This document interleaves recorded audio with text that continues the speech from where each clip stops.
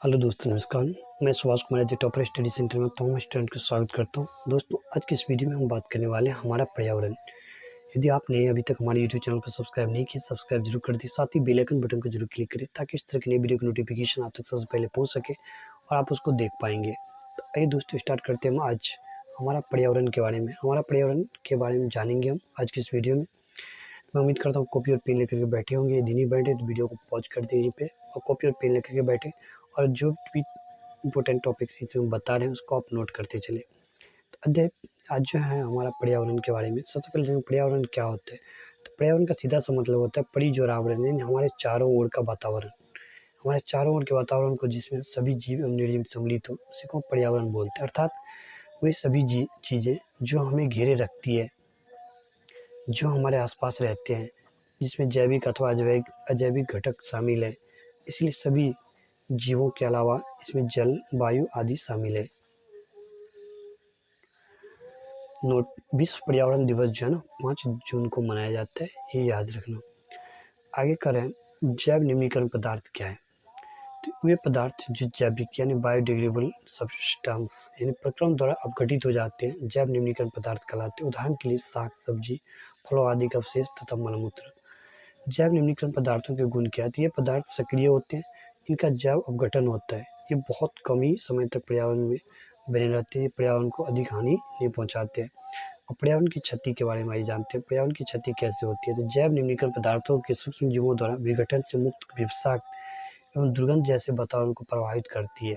दूसरा, कार्बनिक जैव निम्नीकरण पदार्थों की अधिकता से ऑक्सीजन की कमी हो जाने से सूक्ष्म जीव नष्ट हो जाते हैं। इसके परिणाम स्वरूप अपघटन क्रिया प्रभावित होते हैं। जैव निम्नीकरण किसे कहते हैं। तो जैव निम्नीकरण पदार्थ जो पदार्थ प्राकृतिक प्रक्रिया जैसे जीवाणु द्वारा अपघटित हो जाए, जैव निम्नीकरण पदार्थ कहलाते हैं। जैसे सब्जियों फलों के छिलके, भोजन, कागज, सूती कपड़ा, लकड़ी, ऊनी वस्त्र आदि। जैव अनवनीकरण पदार्थ क्या होते हैं। जो पदार्थ प्राकृतिक प्रक्रिया द्वारा सरलता से अपघटित ना हो, जैव अनवीकरणीय पदार्थ कहलाते हैं। जैसे कि निम्न, टीन, एल्युमिनियम, धातुओं की पत्तियां और प्लास्टिक की थैला आदि। जैव अनिम्नीकरण पदार्थों से होने वाली हानि क्या है। तो प्लास्टिक जैसे पदार्थों को निगल लेने से शाकाहारी जंतुओं की मृत्यु हो जाती है। दूसरा, नालियों में अवरोध उत्पन्न होता है। तीसरा, मृदा प्रदूषण बढ़ता है। चौथा, जल एवं वायु प्रदूषण बढ़ता है। पांचवा, भूमि की उत्पादकता कम होती है। और छठा, पर्यावरण अस्वच्छ होता है। ऐसे हम जानेंगे जैव निम्नीकरण और अजैव निम्नीकरण पदार्थ के बारे में। तो कह रहे वे पदार्थ जो जैविक प्रक्रम द्वारा अपघटित हो जाते हैं, जैव निम्नीकरण पदार्थ कहलाते हैं। वे पदार्थ जो जैविक प्रक्रम द्वारा अपघटित नहीं होते तो जैव अनिम्नीकरण पदार्थ कहलाते हैं। इनकी उत्पत्ति जैविक होती है और ये सामान्यतः मानव द्वारा निर्मित होते हैं। ये प्राकृतिक में इकट्ठे नहीं होते हैं। इनका ढेर लग जाता है एवं प्राकृतिक में इकट्ठे हो जाते हैं। अब परितंत्र के बारे में जानते हैं, जिसको इकोसिस्टम बोलते हैं। परितंत्र क्या है। तो जीवधारियों पर पर्यावरण के प्रभाव के अध्ययन को परितंत्र कहते हैं। यानी इसका प्रयोग सर्वप्रथम रेटर ने किया था। किसी क्षेत्र विशेष के पादप जंतु एवं पर्यावरणीय कारक संयुक्त रूप से परितंत्र बनाते हैं। अतः एक परितंत्र में सभी जैव एवं अजैविक घटक होते हैं। भौतिक कारक जैसे कि ताप, वर्षा, वायु, मृदा एवं खनिज इत्यादि अजैव घटक है। अब ऐसे परितंत्र दो प्रकार के होते हैं। एक होता है प्राकृतिक परितंत्र, जैसे कि वन, तालाब, नदी एवं झील आदि प्राकृतिक परितंत्र है।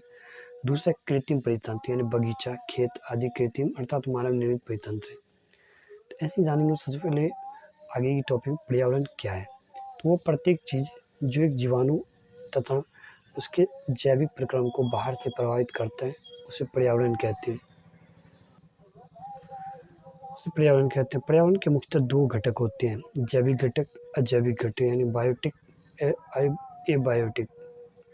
अब जैविक घटक, अजैविक घटक और जैविक घटक। अजैविक घटक के अंतर्गत आता है भौतिक कारक, कार्बनिक और जैविक घटक का आता है उत्पाद, उपभोक्ता, अपघटक।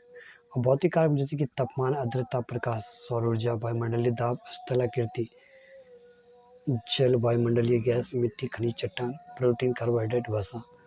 इस प्रकार से संरचना के माध्यम से हम देख सकते हैं। अब जैविक घटक जैसे कि उत्पाद, प्रोड्यूसर पेड़ पौधे आता है, उपभोक्ता में कंज्यूमर जैसे कि जीव जंतु, शाकाहारी मांसाहारी सर्वाहारी परजीवी, अपघटक डिकम्पोसर सूक्ष्म जीव या अपघटक जीव। उत्पाद या स्वपोषी क्या होते हैं? प्रोड्यूसर्स और ऑटोट्रोफस यानी वे जीव जो सूर्य के प्रकाश में अकार्बनिक पदार्थ जैसे कि शर्करा व स्टार्च का प्रयोग कर अपना भोजन बनाते हैं। उत्पाद कहलाते हैं, जैसे 6CO2 प्लस 12H2O को सूर्य के प्रकाश के प्रेजेंटेशन में रिएक्शन करवाते हैं 6C6H12O6 6O2 6H2O यानी कि ग्लूकोज के रूप में अपना भोजन बनाता है। उपभोक्ता या विषमपोषी क्या होते हैं? कंज्यूमर्स और हेटरोट्रोफस यानी वे जीव जो उत्पादों को द्वारा गठित भोजन पर प्रत्यक्ष या परोक्ष रूप से निर्भर रहते हैं, उपभोक्ता कहलाते हैं। पहला शाकाहारी या प्राथमिक उपभोक्ता क्या होते हैं? तो ये अपने पोषण के लिए हरे पौधे अर्थात उत्पादों पर निर्भर रहते हैं, जैसे कि बकरी हो गया, गाय, हिरन, खरगोश आदि। और छोटे मांसाहारी या द्वितीयक अभी उपभोक्ता भी होते हैं जो शाकाहारी जंतु या प्राथमिक उपभोक्ताओं को भोजन के रूप में ग्रहण करते हैं, उदाहरण जैसे कि मेढक, लोमड़ी, कुत्ता, बिल्ली आदि। अब बड़े मांसाहारी या तृतीयक उपभोक्ता क्या होते हैं? कुछ मांसाहारी जीव जो दूसरे मांसाहारी जीवों या द्वितीय उपभोक्ता को मारकर अपना भोजन प्राप्त करते हैं, तृतीय उपभोक्ता कहलाते हैं। इन्हें उच्च उपभोक्ता कहते हैं, उदाहरण के लिए जैसे कि गिद्ध, बाज, शेर आदि। अब सर्वाहारी अथवा सर्वभक्षी क्या होता है? तो कहते हैं वे जीव जो सजीव एवं उनके द्वारा सर्जित पदार्थों तथा मृत जीवों को खाकर अपना भोजन प्राप्त करते हैं, सर्वाहारी कहलाते हैं, उदाहरण के तौर पर कॉकरोच। परजीवी क्या होते हैं? तो वे जीव जो दूसरे जीवों को बिना मारे उनके शरीर पर अर्थात आश्रित होकर अपना पोषण प्राप्त करते हैं, परजीवी कहलाते हैं, उदाहरण जैसे जू, मनुष्य की आंत में रहने वाले जीवाणु। अपघटक जीवाणु या उपभोक्ता ये मृत जीवों अथवा सड़े गले पदार्थ के जटिल अकार्बनिक पदार्थ को सरल अकार्बनिक पदार्थों में परिवर्तित करते हैं, यानी सरल कार्बनिक या कार्बनिक पदार्थों को ये सूक्ष्म उपभोक्ता भोजन के रूप में अवशोषण करते हैं। इन्हें अपमार्जक भी कहते हैं, अपघटक जीवाणु, कवक आदि। उत्पादक और उपभोक्ता में क्या अंतर है? उत्पादकों की श्रेणी में वनस्पतियों को रखा जाता है, जबकि उपभोक्ता इसके अंतर्गत उन जीवों को रखा जाता है जो भोजन के लिए उत्पादों पर निर्भर रहते हैं। ये स्वपोषी होते हैं, ये परपोषी होते हैं। सूर्य के प्रकाश की उपस्थिति में प्रकाश संश्लेषण क्रिया द्वारा भोजन का निर्माण करता है। ये प्रकाश संश्लेषण क्रिया नहीं होती है, अतः स्वयं भोजन का निर्माण नहीं कर पाते हैं। उत्पादक एक ही प्रकार के होते हैं, ये कई प्रकार के होते हैं। आइए इसके बाद जानेंगे हम आहार श्रृंखला या खाद्य श्रृंखला यानी फूड चेन।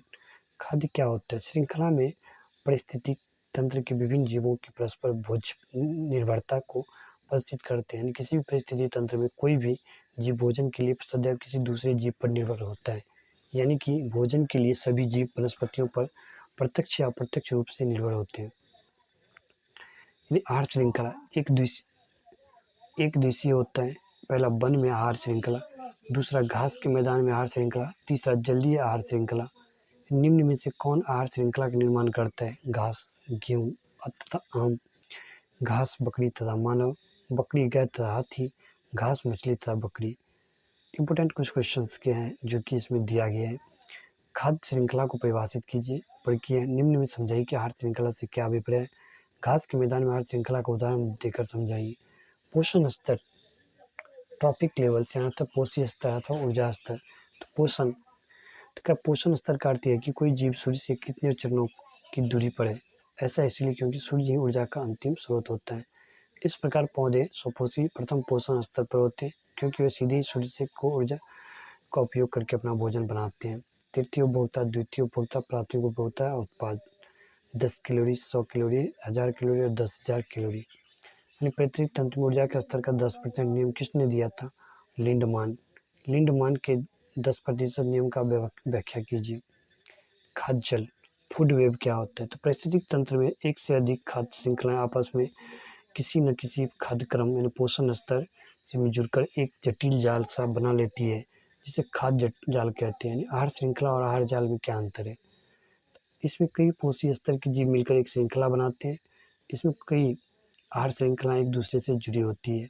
इसमें ऊर्जा प्रवाह की दिशा रेखीय होती है। इसमें ऊर्जा प्रवाह की शाखित संखंडित होती है। इसमें आहार श्रृंखला सामान्यतः 3 या 4 चरण की होती है। यह एक जाल की तरह होती है। इसमें कई चरण होते हैं। इसके बाद जानेंगे हम जैव अपघटन के बारे में। बायोलॉजिकल मैग्निफिकेशन, यानी आहार श्रृंखला में जीव एक दूसरे के भक्षण करते हैं और इस प्रक्रम में कुछ हानिकारक रासायनिक पदार्थ आहार श्रृंखला के माध्यम से एक जीव से दूसरे जीव में स्थानांतरित हो जाते हैं। इसे जैव आवर्धन कहते हैं। उदाहरण जैसे कि डीडीटी, शैवाल, मछली, पक्षी। दोस्तों इस तरह से हमने इस वीडियो में, इस चैप्टर में जो भी इम्पोर्टेंट बातें थे सारे के सारे इसमें कवर किए। मुझे पूर्ण उम्मीद है आप सारी बातें को आप नोट भी किए होंगे। यदि नहीं किया तो वीडियो को फिर से देखिए, इन सारे टॉपिक को नोट कीजिए, इसको अच्छे से प्रैक्टिस कीजिए। मिलते हैं नेक्स्ट वीडियो में। यदि अभी तक आप नए हैं, हमारे यूट्यूब चैनल को सब्सक्राइब नहीं किया, सब्सक्राइब जरूर कर दें, साथ ही बेल आइकन बटन को जरूर क्लिक करें ताकि इस तरह की नई वीडियो नोटिफिकेशन आप तक सबसे पहले पहुंच सके। मिलते हैं नेक्स्ट वीडियो में। जय हिंद दोस्तों।